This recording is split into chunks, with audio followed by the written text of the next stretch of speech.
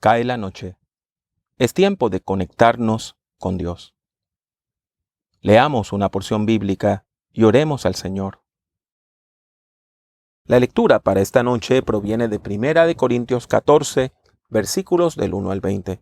Dice la palabra de Dios: Ustedes vayan en pos del amor y procuren alcanzar los dones espirituales, sobre todo el de profecía. Pues el que habla en lenguas extrañas le habla a Dios, pero no a los hombres. Y nadie le entiende porque, en el Espíritu, habla de manera misteriosa. Pero el que profetiza les habla a los demás para edificarlos, exhortarlos y consolarlos. El que habla en lengua extraña se edifica a sí mismo.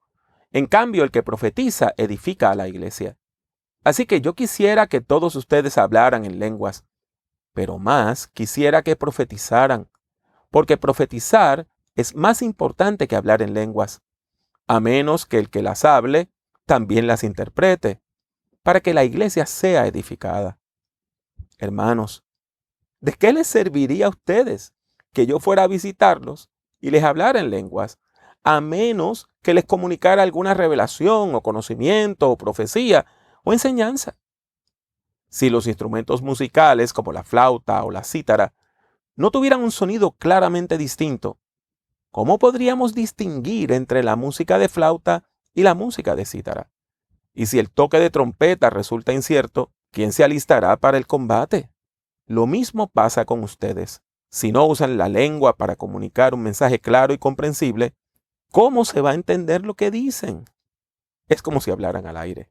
No hay duda de que en el mundo hay muchos idiomas y que ninguno de ellos carece de significado.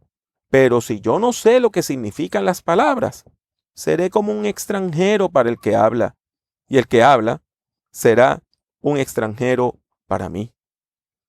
Lo mismo pasa con ustedes, puesto que anhelan tener los dones espirituales. Procuren abundar en ellos para la edificación de la iglesia. Por lo tanto, el que hable en una lengua extraña, pida en oración poder interpretarla. Porque si yo oro en una lengua extraña, es mi espíritu el que ora, pero mi entendimiento no se beneficia. Entonces, ¿qué debo hacer? Pues orar con el espíritu, pero también con el entendimiento. Cantar con el espíritu, pero también con el entendimiento. Porque si tú alabas a Dios solo con el espíritu, ¿qué hará el que solamente está escuchando? ¿Cómo dirá amén a tu acción de gracias si no sabe lo que has dicho? Tu acción de gracias puede ser muy buena, pero el otro no será edificado.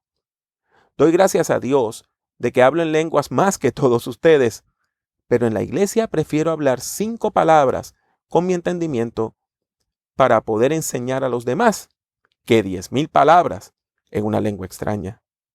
Hermanos, no sean como niños en su modo de razonar. Sean como niños en cuanto a la malicia, pero en su modo de razonar, actúen como gente madura. Oremos. Buen Dios y Padre Celestial, tú nos das sabiduría, nos das capacidades y habilidades. Por eso te alabamos y te bendecimos. Y te rogamos, Padre amante, en esta hora, que tú nos permitas utilizar esos dones, esos talentos, esas habilidades para edificar, para bendecir a los demás.